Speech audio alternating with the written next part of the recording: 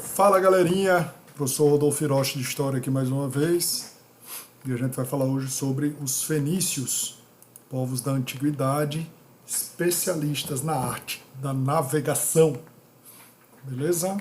Então a aula de hoje é sobre os fenícios, os povos do mar. Bem, eu não posso deixar de falar sobre fenícios, já inicialmente mostrando uma imagem aérea de Beirute, capital do Líbano. Agora eu não me lembro se é a capital, hein? Bom, confirmem aí e coloquem nos comentários, tá? Mas por que eu estou mostrando o Líbano? Porque o Líbano, principalmente essa região, é a antiga Fenícia, certo? Então a gente já, de começo, precisamos discutir o seguinte. Os fenícios eles vão ser o maior exemplo de uma civilização cuja a geografia está diretamente ligada à economia. Por quê? Primeiro de tudo, a gente vai observar aí por esta imagem, por este mapa, que o território fenício era um território estreito, tá? Mas que era uma faixa de terras muito curta. Ele tem aproximadamente 200 quilômetros de extensão e cerca de 40 quilômetros de largura, o que fez com que esses povos tivessem que, obviamente, se lançar ao mar, tá? Então, se você observar aqui nessa região, são as montanhas do Líbano, ok? Que limitavam o acesso dos fenícios ao interior, e aqui a gente vê o mar Mediterrâneo, certo? Então, obviamente, esses povos vão acabar tendo uma agricultura e uma pecuária limitada, por causa da faixa de terras muito curta, e ao mesmo tempo eles vão ter a constante presença de um tipo de madeira chamada cedro. O cedro é uma das melhores madeiras para produção de barcos. E eles vão se especializar exatamente nisso, tá? Comércio marítimo, isso vai ser a principal característica econômica dos povos fenícios. Beleza? Então os fenícios hoje são os territórios do Líbano, uma pequena parte da Síria e uma pequena parte do norte de Israel, mas principalmente o Líbano. Ok? É tanto que, se eu não me engano, a bandeira do Líbano tem uma árvore de cedro, se eu não me engano, tá? Bem, isso tudo eu já falei para vocês, é um território extenso, mas estreito, certo? Limitado pelas montanhas do Líbano a leste e pelo mar Mediterrâneo a oeste. A agricultura e pastoreio vão existir, mas serão limitados por causa dessa limitação territorial, e a presença de cedro vai facilitar a produção de barcos, ok? Além disso, também vai ter portos naturais que facilitarão esse processo de navegação, certo? Então, a principal característica dos fenícios, eles vão ter uma cultura comercial marítima. Amém, irmãos? Então, continuando aqui, politicamente falando, os fenícios não se formaram reino, como os hebreus, os fenícios não se formaram império, como os egípcios. Então, a organização dos fenícios eram basicamente cidades-estado, que é aquela estrutura onde cada cidade-estado é autônoma, independente, possui sua própria forma de governo, possui suas próprias leis. Mas o que levavam essas cidades a serem reconhecidas como fenícios vai ser exatamente práticas culturais semelhantes. A língua, a escrita, a religião, principalmente, certo?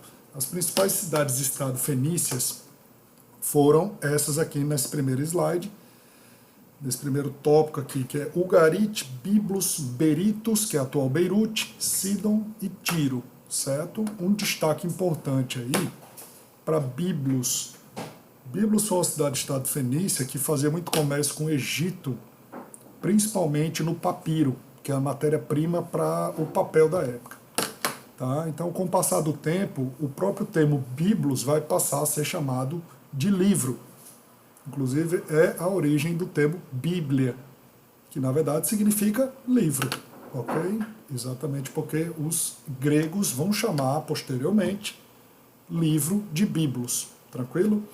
Então, esses locais, essas cidades-estado, possuíam relações diversas entre si, na maioria das vezes relações beligerantes, de guerra, uma com a outra, pelo domínio comercial, e alguns momentos de associação de relação amistosa, certo? Então, essas cidades independentes vão ser a principal característica política dos fenícios, tá? Eu queria apresentar um termo importantíssimo para vocês, que é o termo talassocracia. Talassocracia é um termo utilizado para determinar quem possui a hegemonia comercial, marítima e militar de uma determinada época. Então, na antiguidade, durante um bom período, quem vai estabelecer a talassocracia vão ser os fenícios. Ok? Alguém lembra de algum outro exemplo de talassocracia, especialmente no mundo moderno? Quem lembrou da Inglaterra é exatamente isso. Ela, durante muito tempo, vai exercer esse domínio hegemônico, certo, do comércio militar e marítimo. Então essa vai ser a característica inglesa durante um bom período da Idade Moderna, tá? Então a talassocracia fenícia, ela vai ter cidades que vão predominar. A priori Biblos, depois Sidon e por fim Tiro. Estima-se que inclusive a cidade-estado de Tiro e os seus navegadores chegaram até onde hoje é a Inglaterra, né, a Grã-Bretanha, e também vieram pela costa ocidental, indo em direção ao sul da África, ou seja, já no Oceano Atlântico, provavelmente até onde hoje é a África do Sul. Então eles realmente foram navegadores de grande destaque, certo? Outro detalhe importante, a política de cada uma dessas cidades-estado era estabelecida por um rei, com apoio de, logicamente, comerciantes, navegadores, armadores, que são os construtores de barcos, que são os proprietários de vários barcos. Então eles, logicamente, por serem a classe social mais importante, eles vão ser a nobreza desse local e eles vão participar diretamente da política em benefício comercial. Outro fato importante da política fenícia foi a instalação de colônias, tá, que vão fazer comércio por todo o Mediterrâneo. Então eles, além de produzirem joias, eles também vão pegar produtos de outras regiões para comerciar em outras regiões, certo? A principal colônia fenícia, sem dúvida nenhuma, foi Cartago, ou Cartago. Na verdade, eu nunca descobri qual é a pronúncia certa, na verdade eu acho que não existe. Não se sabe exatamente qual é a pronúncia desse lugar. Tá? Então, conforme veremos agora, vocês vão ver aqui a pequena faixa de terras estreitas do atual Líbano e da época a Fenícia, e como eles se expandiram, formando aqui colônias em toda a margem do mar Mediterrâneo.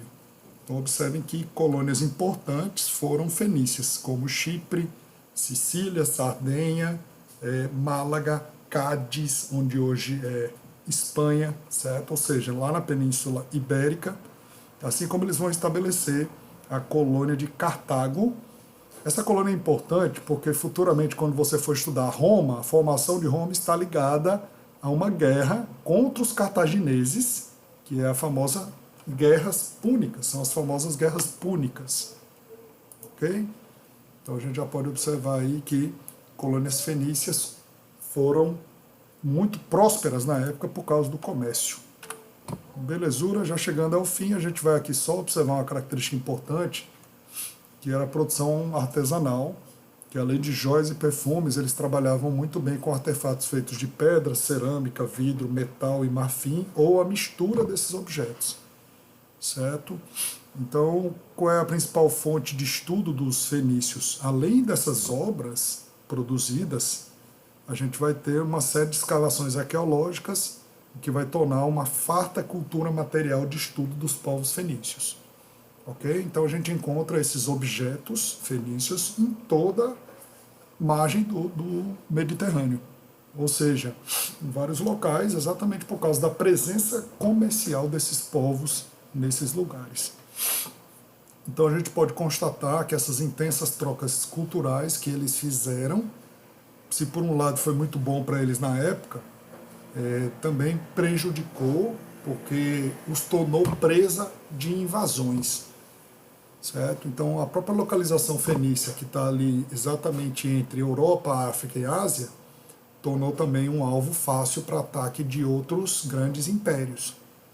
Primeiro os egípcios, depois o Império Persa, que falaremos inclusive na próxima videoaula, e o Império Macedônico, liderado por Alexandre o Grande. Ok? Um detalhe importante, quando os persas invadem a região da Fenícia, eles não só vão dominar essa região, como eles vão se apropriar dos barcos fenícios, que inclusive vão ser utilizados para atacar os gregos nas famosas guerras médicas. assunto para um outro momento também, certo? E por fim, depois de Alexandre o Grande, a gente vai ter já, durante o período do Império Romano, a dominação deles sobre esses fenícios, praticamente pondo fim a essa cultura, obrigando-os a serem parte do Império Romano. Ó, isso aqui é uma moeda fenícia, onde se vê claramente um barco de navegação, tá? E aqui abaixo uma figura mitológica chamada hipocampo, que seria metade uma criatura marinha, metade um cavalo. Cavalo em grego, né? E isso aqui é o seguinte, ó, se vocês observarem, isso aqui é uma escultura fenícia feita em marfim. Então observem a perfeição nos detalhes do entalhamento nesse processo aí do marfim, que é exatamente uma leoa atacando um núbio, que é praticamente um egípcio, né? Os povos nubitas ali do sul do Egito, da África. Mas observem os detalhes das mãos, observem os detalhes dessa forma de arte. E outra coisa curiosa é que haviam duas peças dessa no mundo. Uma delas continua no Museu Britânico, fechado por causa do coronavírus, e a outra estava no Museu do Iraque e desapareceu durante a Guerra do Iraque, durante a invasão americana ao Iraque em 2003. Tá? Essa é a infelicidade. As guerras, além de provocarem perdas humanas e materiais, elas provocam perdas patrimoniais históricas, perdas culturais para as civilizações. Ok? E eu vou finalizar essa aula falando aqui sobre... Mentira, eu não vou finalizar não, tá? Mas eu vou quase finalizar falando aqui da herança dos fenícios para nós. Bem, como eles eram grandes navegadores, a óbvia herança de técnicas de navegação e conhecimentos geográficos são uma verdade, tá? Mas além disso, talvez a principal herança deixada pelos fenícios para nós é o alfabeto fenício.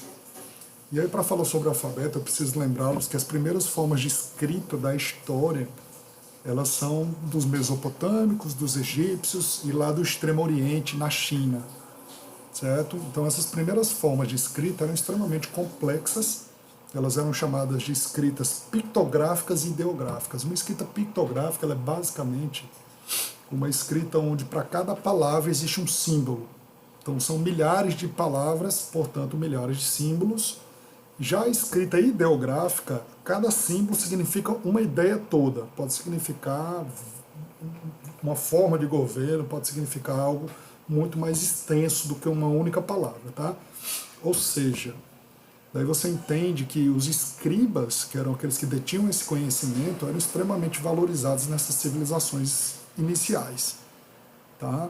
Então, como os fenícios não podiam perder tempo, exatamente por causa do comércio, eles precisaram buscar uma forma mais simplificada e mais prática de escrita. Então é daí que surgiu o alfabeto fenício, é o alfabeto onde cada letra vai compor um som e essas letras misturadas compõem as palavras, que é exatamente a forma de escrita que nós temos hoje no Ocidente de forma predominante. Certo? Então isso aí tanto democratizou, permitiu que várias pessoas, não apenas os escribas, tivessem esse conhecimento, mas também pluralizou as informações sobre escrita. Mas por quê? Para escrever literatura, para escrever arte, para escrever poesia? Não. O objetivo era registros comerciais. Certo? Mas, obviamente, isso futuramente vai se tornar também uma forma de arte, uma forma de poesia, uma forma de literatura. Principalmente através dos gregos, que não só vão absorver o alfabeto fenício, mas vão acrescentar vogais. Sim, o alfabeto fenício não tinha vogais. E os romanos, né, com a absorção da cultura grega, eles vão manter o alfabeto grego, que já é o alfabeto fenício com vogais, tá? E que influenciará, quando surgir as línguas neolatinas, já mais recentemente na história, dentre elas o próprio português, no nosso alfabeto. Então, nosso alfabeto ele tem uma herança direta dos fenícios. Ok? Então, deixa eu só finalizar aqui mostrando para os senhores. Pronto, está aqui, ó. Esse aqui é o alfabeto fenício. Aqui é o alfabeto grego, tá?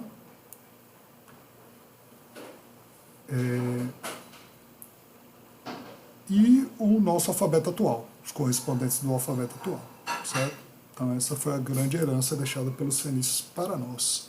Devido à óbvia importância da escrita para a civilização ocidental. A escrita é tão importante para nós que ela significa o começo da história, para quem não lembra, ok? E por fim eu queria só fazer um desafio para os senhores, que é esse aqui, ó. Hoje a gente tem uma forma de escrita mais ligada à internet. Inclusive estamos vivenciando um período de mudanças nesse sentido, tá? Mas se lembre que a escrita formal ela continua sendo extremamente importante.